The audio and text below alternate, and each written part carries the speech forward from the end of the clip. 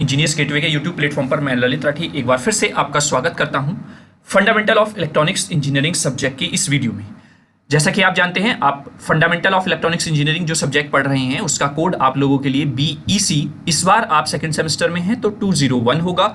जो बच्चे first semester में पढ़ते हैं उनके लिए 101 होता है। ये जनरल बात हो गई है आप लोगों के लिए, लेकिन ये वीडियो एक महत्वपूर्ण वीडियो आप लोगों के लिए होने वाली है, क्योंकि आज इस वीडियो में बहुत कुछ खास होने वाला है।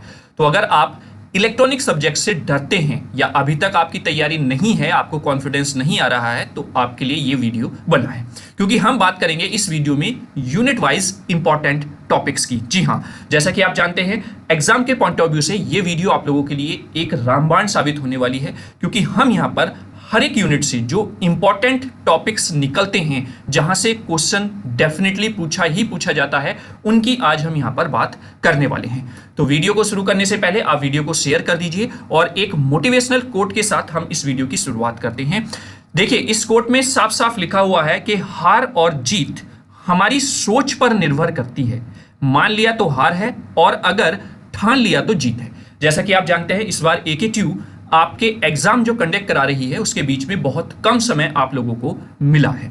ये यूनिवर्सिटी भी जानती है, ये आपका कॉलेज भी जानता है, ये जो भी आपसे कनेक्ट है, आपके टीचर्स, वो सब जानते हैं। तो लेकिन आपको इस कम समय में भी अपनी तैयारी इतनी स्ट्रांग कर लेनी है कि पेपर कैसा भी आ जाए, आप लोग उसमें कोई भी परेशानी का सामना ना करें। उसके लिए सबसे आसान तरीका है कि आप इस समय का यूटिलाइजेशन अच्छे से कर लें। तो अगर आपने मन में हार मान ली है कि हमसे नहीं हो पाएगा इतने कम समय में, तो उसमें कुछ भी नहीं किया जा सकता है। मैं हूं या कोई और भी आपका टीचर गाइडेंस हो, आपका कुछ नहीं किया जा सकता। अगर आपने मन से मान लिया है कि मैं नहीं कर पाऊंगा, तो कुछ नहीं हो सकता है। और अगर आपने ठान लिया है तो जीत अवश्य आपकी होगी। और जैसा कि आपको पता है AKTU के रूल का, कि अगर आप फर्स्ट सेमेस्टर में किसी भी सब्जेक्ट में पास नहीं होते और सेकंड सेमेस्टर में आप सभी सब्जेक्ट्स में क्लियर पास हो जाते हैं, तब भी आप सेकंड ईयर में प्रमोट हो जाएंगे, जैसा कि AKTU का रूल है। तो अभी भी खेल खत्म नहीं हुआ है,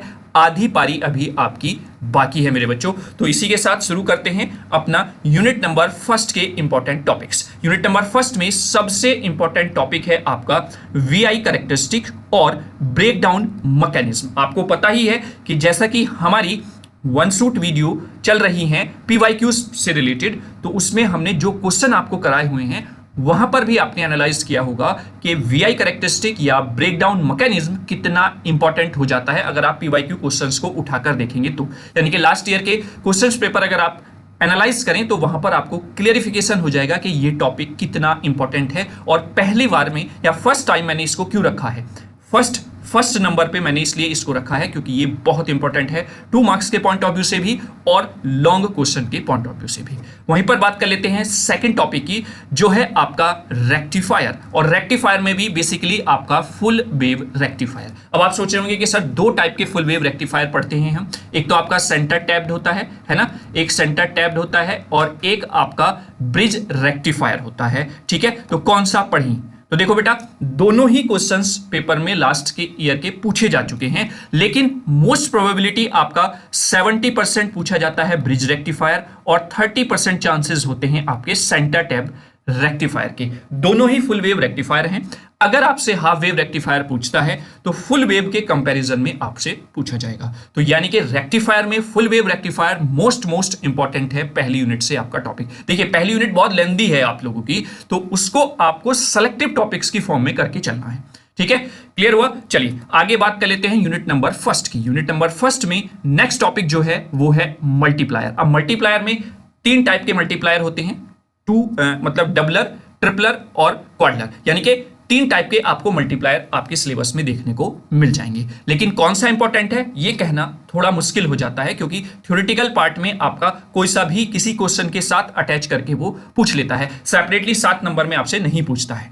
ठीक है, तो मल्टीप्लायर भी आप जरूर पढ़ के जाएं। कॉन्सेप्ट एक ही है मल्टीप्लायर का, चाहे आप डबलर पढ़ लें, ट्रिपलर पढ़ लें या क्वाड्रट पढ़ लें, सबका कॉन्सेप्ट सेम है। वहां पर आपका कैपेसिटर चार्ज होगा, जितने ज्यादा कैपेसिटर सीरीज में चार्ज होंगे वही आपका आउटपुट पर उतना ही मल्टीपल्स आपको इनपुट का आउटपुट पर मिल जाएगा। Is that clear? तो ये तीसरा टॉपिक था जो फर्स्ट यूनिट से इंपॉर्टेंट निकल कर आता है। और अगर मैं लास्ट टॉपिक की बात करूं तो वो है आपका मोस्ट इंपॉर्टेंट मैं इसलिए बोल रहा हूं कि यहां से 100% आपको 2 क्वेश्चन तो मिलते ही मिलते हैं। आप अपने लास्ट 5 क्वेश्चंस पेपर उठाकर देख लीजिए, पीवाईक्यूज, आपको डेफिनेटली यहां से 2 न्यूमेरिकल जरूर देखने को मिल जाते हैं, जिसमें आपका क्लिपर पर बेस्ड हो, क्लैंपर पर बेस्ड हो, या zener diode as a voltage regulator उस पर बेस्ड आपका न्यूमेरिकल हो।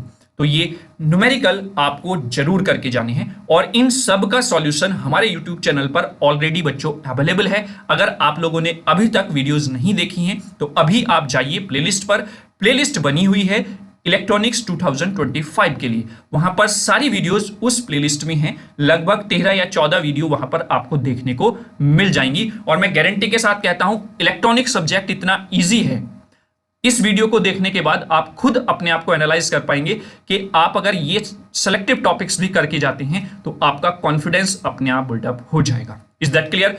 और उस प्लेलिस्ट को देखकर आप आराम से अपने पूरे इलेक्ट्रॉनिक्स को इस कम समय में भी कंप्लीट कर सकते हैं। तो डरने की बिल्कुल जरूरत नहीं है, आप सही जगह पर आए हुए हैं और आपको कोई प्रॉब्लम नहीं होगी आपके सब्जेक्ट को क्लियर करने में। Is that clear? I hope unit number 1 के चारों इंपॉर्टेंट टॉपिक्स आप समझ गए होंगे, किस तरीके से आपको तैयारी करके चलनी है। Is that clear? चलिए अब बात करते हैं यूनिट नंबर 2 की।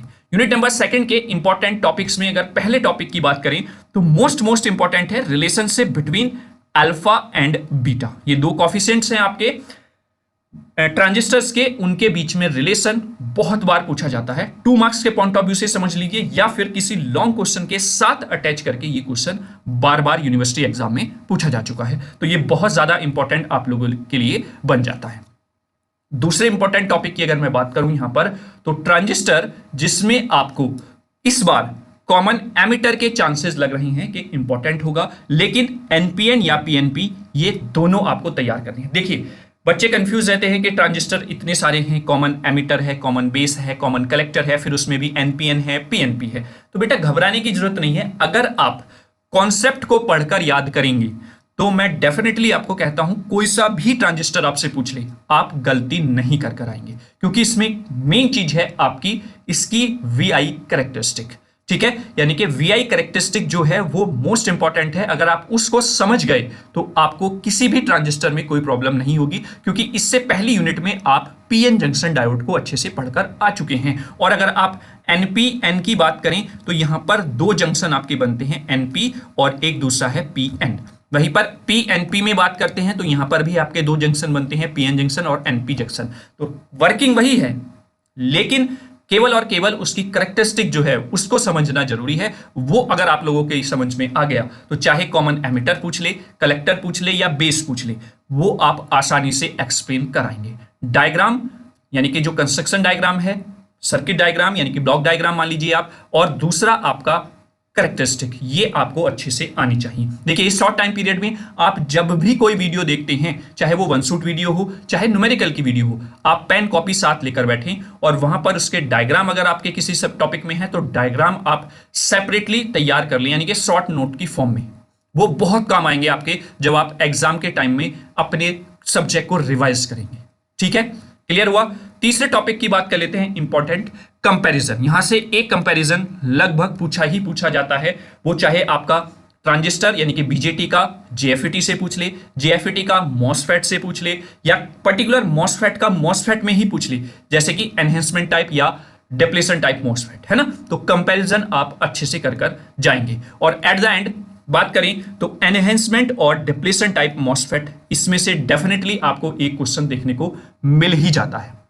देखिए क्वेश्चन की लैंग्वेज क्या होती है वो सब जानने के लिए आप पीवाईक्यूज उठाइए, या फिर हमारी जो पीवाईक्यूज पर वन शूट वीडियो बनी हुई है वो आप जाकर देख लीजिए। वहां पर आपको लैंग्वेज भी पता चल जाएगी, किस तरीके से क्वेश्चन पूछा जाता है, और रिपीट होकर लैंग्वेज चेंज कर किस तरीके से क्वेश्चन पूछा गया है वो भी आपको क्लियर हो जाएगा। अब तक जो मैं वीडियो बना रहा हूं, अब तक मैंने पीवाईक्यूज पर बेस्ड यूनिट नंबर 4 और 5 की दोनों की वन शूट वीडियो आपको प्रोवाइड करा दी है। मैं आगे कोशिश करूंगा अदर यूनिट्स की वीडियो भी आपको प्रोवाइड करा दूं, लेकिन हम बात कर रहे हैं यहां पर इंपॉर्टेंट टॉपिक्स की, और इंपॉर्टेंट टॉपिक्स को आप अगर जो अपलोडेड प्लेलिस्ट है वहां पर जाकर उन वीडियोस को देखेंगे तो वहां पर आपको पूरे टॉपिक के बारे में बहुत अच्छे से बताया गया है। Is that clear? तो आई होप यूनिट नंबर 2 के जो इंपॉर्टेंट टॉपिक्स थे 4 वो सब आपको समझ आ गए होंगे कि किस तरीके से आपको यूनिट 2 आपकी तैयार करके चलनी है। Is that clear?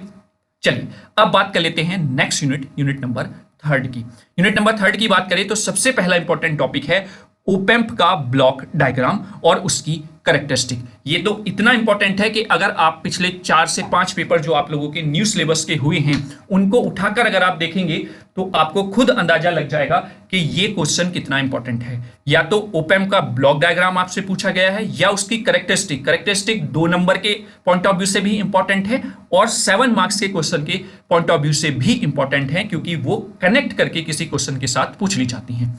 तो ये बहुत बहुत इंपॉर्टेंट आपके लिए क्वेश्चन हो जाता है।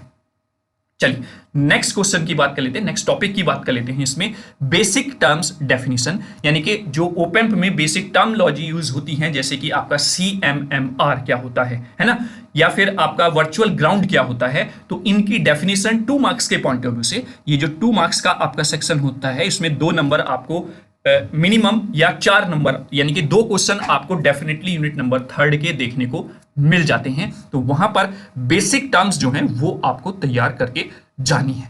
क्लियर हुआ? चलिए थर्ड टॉपिक की बात करते हैं, न्यूमेरिकल। मोस्ट इंपॉर्टेंट है।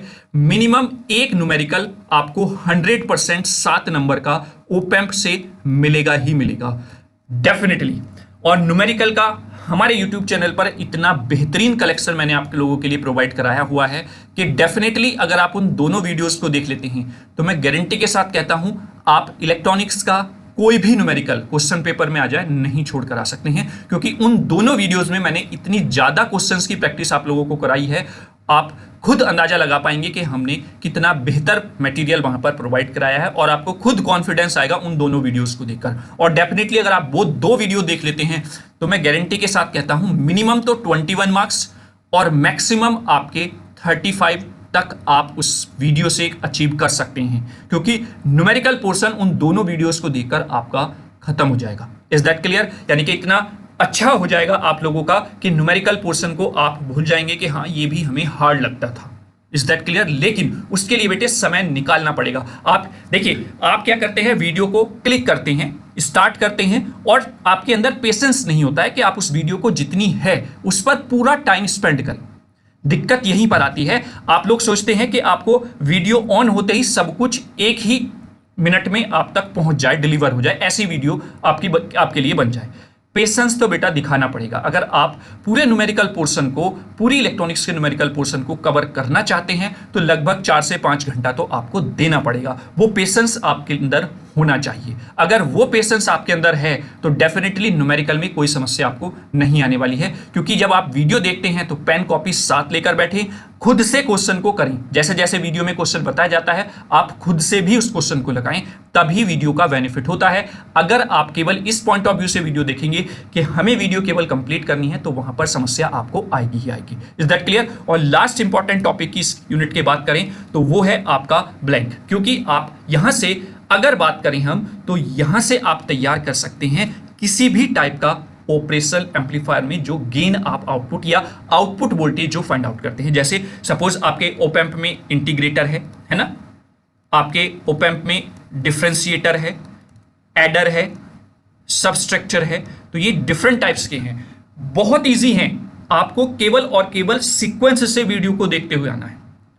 आप अगर हमारे YouTube के उसी प्लेलिस्ट की बात करूं मैं, जो प्लेलिस्ट मैंने शुरुआत में आपको बताई थी जिसमें लगभग 13-14 वीडियोस हमारी हैं, तो वहां पर यूनिट नंबर 3 का पूरा एक वन शूट वीडियो है, लगभग आई थिंक जहां तक मुझे याद है 3 घंटे का। अगर आप उसको देख लेते हैं ना तो डेफिनेटली, चाहे आप इस टॉपिक की बात कर लीजिए, चाहे आप इस टॉपिक की बात कर लीजिए, न्यूमेरिकल तो मैंने सेपरेटली किए हुए हैं, चाहे इन सब टॉपिक्स की बात कर लीजिए, वो सब उसमें इतनी आसान लैंग्वेज में, इतने सीक्वेंस से मैंने बताए हुए हैं कि आपको कोई समस्या नहीं होगी। अदरवाइज अगर आप ये 3 टॉपिक भी करके चले जाते हैं तो डेफिनेटली आप 2 क्वेश्चन तो अटेम्प्ट कराएंगे 7 नंबर के। Is that clear? I hope आप लोग समझ रहे होंगे मैं यहां पर आपको क्या बताना चाह रहा हूं। ये जो लिमिटेड टाइम है हम लोगों के पास, उसमें हमें किस तरीके से तैयारी करनी है कि हम अच्छे मार्क्स अचीव कर सकें, इसके लिए ये वीडियो बनाया गया है। ठीक है, क्लियर हुआ? आई होप आप वीडियो को एंजॉय कर रहे होंगे और आपको क्लियर भी हो रहा होगा कि किस तरीके से आपको अपने सब्जेक्ट को एनालाइज करके तैयारी करनी है। बात करते हैं यूनिट नंबर 4 की। उससे पहले एक और मोटिवेशनल कोट आप लोगों के लिए है, सबसे बड़ा पाप है खुद को कमजोर समझना। अगर आप लोगों ने खुद को ही कमजोर मान लिया है, खुद को ही वीक मान लिया है, तो आपका सबसे बड़ा लॉस होने वाला है। यानी कि सबसे बड़ी जो अपने लाइफ की आप गलती कर रहे हैं, ये मेरे कहने का मतलब यहां पर है, या इस कोट का कहने का मतलब है। तो खुद को आपको वीक महसूस नहीं करना है। आपको किसी भी सब्जेक्ट को लेकर ये नहीं सोचना है कि नहीं हो पाएगा। क्यों नहीं हो पाएगा? आप ये मन में ठान लीजिए कि बिल्कुल हो पाएगा, तो कोई ताकत नहीं है जो उसको होने से रोक ले। ठीक है, इन्हीं मोटिवेशनल कोट्स के साथ अपने आप को मोटिवेट रखना है और अपनी तैयारी को, अपने समय को इंपॉर्टेंट मानते हुए उसको यूटिलाइज करते हुए सही डायरेक्शन में चलते जाना है। ठीक है, तो आई होप 3 यूनिट के जो अभी तक मैंने इंपॉर्टेंट टॉपिक्स बताए हैं आपको क्लियर भी हो गया होगा कि कितने आपने तैयार कर रखे हैं, कहां पर अभी कमी है उसको आप तैयार कर लें। ठीक है, सॉल्यूशन सब कुछ आपको हमारे YouTube चैनल पर फ्री ऑफ कॉस्ट मिल जाएगा। आप जाइए, प्लेलिस्ट चेक कीजिए, यूनिट वाइज 1 शूट वीडियो सारी अवेलेबल हैं। ठीक है, चलिए अब बात कर लेते हैं यूनिट नंबर 4 की। यूनिट नंबर 4 में अगर हम बात करें सबसे पहले इंपॉर्टेंट टॉपिक की, तो वो है आपका कॉम्प्लीमेंट या बाइनरी सब्सट्रैक्शन। ये आपका 2 मार्क्स के पॉइंट ऑफ व्यू से भी इंपॉर्टेंट है, वहीं पर इसको 7 मार्क्स के पॉइंट ऑफ व्यू से भी आप लेकर चलेंगे, क्योंकि पार्ट्स में इंक्लूड करके ये आपसे पूछ लिया जाता है। अगर आपने PYQ की 1 शूट वीडियो यूनिट नंबर 4 की नहीं देखी है तो आप उसको देखिए और खुद आप अंदाजा लगा पाएंगे कि यहां पर जो मैं इंपॉर्टेंट टॉपिक्स बता रहा हूं वो क्यों बता रहा हूं। ठीक है, चलिए अब बात करते हैं सेकंड इंपॉर्टेंट टॉपिक की, नंबर कन्वर्जन। ये भी आपका इंपॉर्टेंट है 2 मार्क्स के पॉइंट ऑफ व्यू से भी और 7 मार्क्स के पॉइंट ऑफ व्यू से। देखिए, यूनिट नंबर 3, यूनिट नंबर 4 और यूनिट नंबर 5 बहुत इजी हैं इलेक्ट्रॉनिक्स में, और आप खुद भी अंदाजा लगा पाएंगे जब आप इन वीडियो को देखकर, यानी कि इस वीडियो को देखकर जो इंपॉर्टेंट टॉपिक्स मैंने बताए हैं और फिर पेपर को एनालाइज करेंगे, तो खुद आपको पता चल जाएगा कि हाँ, मैं कहां तक इंपॉर्टेंट टॉपिक्स जो बता रहा हूं वो कितने महत्वपूर्ण हैं आप लोगों के लिए। तो 2 मार्क्स के पॉइंट ऑफ व्यू से भी, 7 मार्क्स के पॉइंट ऑफ व्यू से भी नंबर कन्वर्जन बहुत बहुत इंपॉर्टेंट है। दैट मीन्स आपने देखा होगा कि बाइनरी से आप जाते हैं डेसिमल में, या फिर ऑक्टल में, या फिर हेक्साडेसिमल में, या फिर किसी अदर बेस में, तो वो सब आपका नंबर कन्वर्जन में आता है। बहुत आसान लैंग्वेज में PYQs की हेल्प से या फिर न्यूमेरिकल की हेल्प से मैंने आपको ऑलरेडी ये सारी चीजें बताई हुई हैं। और अगर आप नंबर कन्वर्जन पढ़ना चाहते हैं तो प्लेलिस्ट में जाइए उसी में, और एक 1 शूट वीडियो आपको नंबर कन्वर्जन पर ही मिल जाएगी। और मैं गारंटी के साथ कहता हूं वो वीडियो 1 घंटे का अगर आपने देख लिया तो कोई भी यूनिवर्सिटी नंबर कन्वर्जन आपसे पूछ ले, आप गलत नहीं करके आएंगे। देखिए, जो भी चीज आपको मिलेगी सॉलिड मिलेगी, एक्यूरेट मिलेगी। वहां पर आपको टाइम एक्सपेंड करना पड़ेगा, मतलब पेशेंस बनाकर वीडियो पूरी देखनी पड़ेगी। ऐसा नहीं है कि आपने वीडियो ऑन किया, 20 मिनट देखा और फिर छोड़ दिया, नहीं, शुरू से एंड तक वीडियो को देखिए। मैं गारंटी के साथ कहता हूं कुछ ना कुछ आप जरूर सीख कर जाएंगे और आपका कॉन्फिडेंस भी उससे बढ़ेगा। ठीक है, चलिए अब बात कर लेते हैं नेक्स्ट क्वेश्चन की या नेक्स्ट टॉपिक की, वो है आपका की मैप। और इसके बारे में तो आप बहुत अच्छे से जानते ही जानते हैं। यूनिट नंबर 4 के लिए ये बैकबोन है यूनिट नंबर 4 का। यहां से आपको मैं कह रहा हूं लास्ट के 5 क्वेश्चंस पेपर जो मैंने एनालाइज किए हैं उनका PYQ जो मैंने आपको कराया है, वहां पर 14 मार्क्स के क्वेश्चन डेफिनेटली 5 पेपर में जो अभी तक आपके नए सिलेबस के हुए हैं, वहां पर हर पेपर में 14 नंबर के क्वेश्चन पूछे गए हैं। क्लियर है? तो के मैप कितना इंपॉर्टेंट है ये आप खुद अंदाजा लगा सकते हैं। 2 क्वेश्चन आपको डेफिनेटली मिलते ही मिलते हैं। ठीक है, तो के मैप आप जरूर तैयार करके जाएं अगर यूनिट नंबर 4 में आपको कॉन्फिडेंस होना है तो।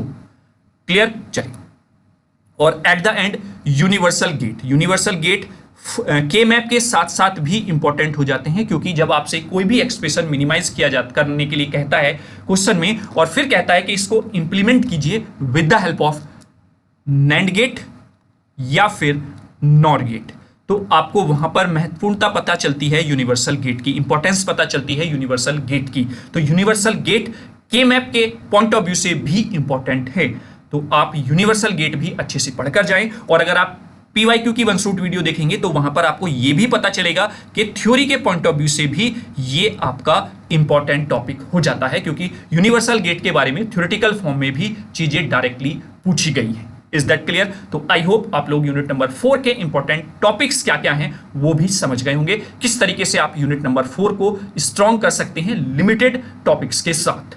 Is that clear? चलिए अब बात करते हैं इलेक्ट्रॉनिक्स की लास्ट यूनिट नंबर 5 की। यूनिट नंबर 5 की अगर पहले टॉपिक की मैं बात करता हूं तो मोस्ट इंपॉर्टेंट है ब्लॉक डायग्राम ऑफ कम्युनिकेशन। आपको सेक्शन बी में ये क्वेश्चन बहुत बार देखने को मिला है कि ब्लॉक डायग्राम कम्युनिकेशन का क्या है, या फिर इसका दूसरे नाम से क्वेश्चन मिलता है एलिमेंट्स ऑफ कम्युनिकेशन सिस्टम। वही बात है जो ब्लॉक डायग्राम की है, यानी कि ब्लॉक डायग्राम को अदर लैंग्वेज में एलिमेंट ऑफ कम्युनिकेशन कहकर पूछ लिया जाता है। वो क्वेश्चन आपका कई बार एग्जाम में पूछा जा चुका है, तो ये आपका मोस्ट इंपॉर्टेंट टॉपिक हो जाता है। दूसरे टॉपिक की बात करूं, एम्पलीट्यूड मॉड्यूलेशन। अब एम्पलीट्यूड मॉड्यूलेशन में आप सोच रहे होंगे कि सर इसमें क्या क्या पढ़ना है। इसमें देखिए, सबसे पहले आपको पढ़ना है एम्पलीट्यूड मॉड्यूलेशन होता क्या है, इसके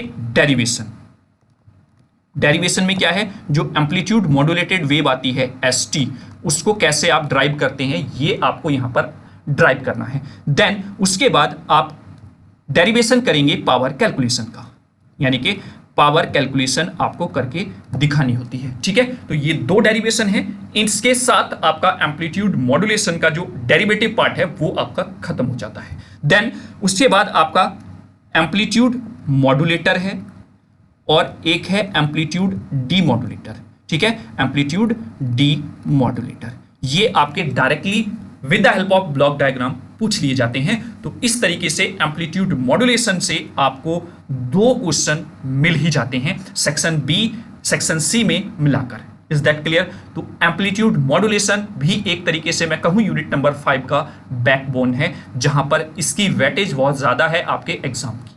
ठीक है, क्लियर हुआ?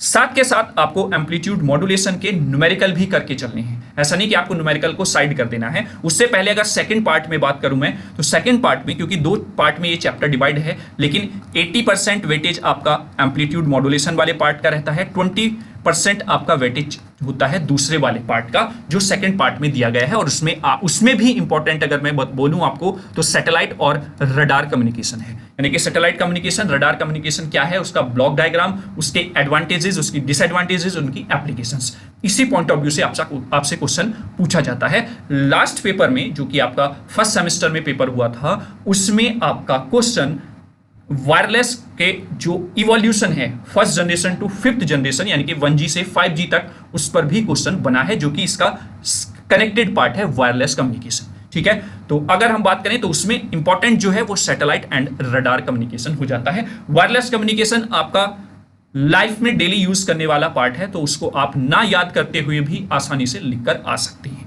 ठीक है, बस एक बार आप देख लेंगे थ्योरेटिकली फॉर्म में किस तरीके से वहां पर आपको टर्म्स को एक्सप्लेन करना है। अदरवाइज आप प्रैक्टिकली रोज चीजें यूज करते हैं तो आप आसानी से उसको कर ले जाएंगे। ठीक है, और एट द एंड अगर मैं बात करूं तो न्यूमेरिकल्स है ना, जी किसके, एम्पलीट्यूड मॉड्यूलेशन के, तो वो न्यूमेरिकल आपको जरूर करके जानी है। वहां से एक क्वेश्चन आपको मिलता ही मिलता है। और अगर आप लोगों ने डेरिवेशन अच्छे से किया है तो आपको न्यूमेरिकल में कोई प्रॉब्लम नहीं आएगी, क्योंकि जो पावर कैलकुलेशन में फॉर्मूले आप यूज करते हैं, जो ड्राइव करते हैं फॉर्मूले, उन्हीं का यूज करके आप न्यूमेरिकल को सॉल्व करते हैं। डायरेक्ट वैल्यूज वहां पर पुट करनी होती हैं। और फिर से मैं कहूंगा कि इसका सॉल्यूशन सिंपल यही है, दो वन शॉट वीडियोस आपको न्यूमेरिकल पर मिल जाएंगी। उन दोनों वन शॉट वीडियोस को आप देख लीजिए, चाहे यूनिट नंबर 1 हो, चाहे यूनिट नंबर 2 हो, चाहे यूनिट नंबर 3 हो, और चाहे यूनिट नंबर 5 हो, सारे न्यूमेरिकल वहां पर आपको मिल जाएंगे, कवर हो जाएंगे। और बात करते हैं यूनिट नंबर 4 के लिए, तो के मैप की भी एक वन शॉट वीडियो बेटा ऑलरेडी अपलोडेड है 2 वेरिएबल से 6 वेरिएबल तक, जो आपके सिलेबस में है विद क्वेश्चन प्रैक्टिस, तो वो भी आप जाकर जरूर देखें। मैं डेफिनेटली कह रहा हूं ये तीनों वीडियोस आपके न्यूमेरिकल पोर्शन को इतना स्ट्रांग बना देंगी कि आपको बहुत ज्यादा कॉन्फिडेंस आ जाएगा अपने इलेक्ट्रॉनिक सब्जेक्ट में, और आप अच्छा स्कोर करके आएंगे जब आप एग्जाम हॉल में बैठेंगे। क्लियर है? तो आई होप आप लोगों को यूनिट नंबर 5 के भी इंपॉर्टेंट टॉपिक्स क्लियर हो गए होंगे कि कम समय में आपको कौन से सेलेक्टिव टॉपिक्स पर ज्यादा फोकस करना है। और जाते जाते एक और मोटिवेशनल कोट आप लोगों के लिए, हे बच्चों, हर परिस्थिति में मुस्कुराओ, क्योंकि असली ताकत आत्मविश्वास में ही है। मतलब ऐसा नहीं होना चाहिए कि पेपर जल्दी हो रहे हैं, हमारी तैयारी नहीं है और आप दुखी हो रही हैं, तो उससे होगा कुछ नहीं, आपका समय निकलता चला जाएगा और आपका माइंड जो है वो भी आपका साथ नहीं दे पाएगा जब आप तैयारी करने बैठेंगे। माइंड सेट के साथ ऐसे बैठिए कि आज हमें ये टॉपिक, ये यूनिट खत्म करनी है, तो डेफिनेटली आप उसको करके जाएंगे। अगर आप खुद से ही ये नहीं सोच पा रहे हैं कि हम कर लेंगे, तो डेफिनेटली कोई भी आपको नहीं करा सकता है, ये पूरी गारंटी है। ठीक है, तो आई होप आपने वीडियो को एंजॉय किया होगा। और मैं शुरुआत में जो मैंने बोला था, फिर से मैं कह रहा हूं, वीडियो को ज्यादा से ज्यादा बच्चों तक शेयर कर दीजिए ताकि सभी बच्चे वीडियो का लाभ उठा सकें और जो इलेक्ट्रॉनिक्स का एक डर है वो अपने मन से निकाल दें, क्योंकि ये वीडियो आप लोगों के लिए इतना महत्वपूर्ण है कि आप इलेक्ट्रॉनिक्स सब्जेक्ट के जो डर्स में जी रहे हैं वो आपका क्लियर हो जाएगा। क्योंकि इंजीनियर्स गेटवे जहां सीखना है आसान, बहुत ही आसान चीजें आप लोगों को बनाकर दी जाती हैं ताकि आप एग्जाम में अच्छा करके आ सकें। तो आई होप आपने वीडियो को एंजॉय किया होगा। और फिर मैं जाते जाते आपसे कहता हूं कि वीडियो को शेयर करना ना भूलें ताकि और बच्चे भी वीडियो का लाभ उठा सकें। और अगर आप पहली बार हमारे चैनल पर विजिट किए हैं तो चैनल को सब्सक्राइब कर लें, जाकर इलेक्ट्रॉनिक्स की प्लेलिस्ट चेक करें, वहां पर आपको 13 से 14 वीडियोस में पूरा इलेक्ट्रॉनिक्स कवर हो जाएगा। आप सेलेक्ट कीजिए और पढ़ना स्टार्ट कीजिए। ठीक है, तो चलिए इसी के साथ मैं आप सबका बहुत धन्यवाद करना चाहता हूं कि आप लोगों की हेल्प से, आप लोगों की मदद से ही हमारा परिवार इतना बढ़ रहा है। डे बाय डे आप लोगों का विश्वास इंजीनियर्स गेटवे पर बनता जा रहा है। तो चलिए मिलेंगे नेक्स्ट वीडियो में, तब तक के लिए जय हिंद, जय भारत।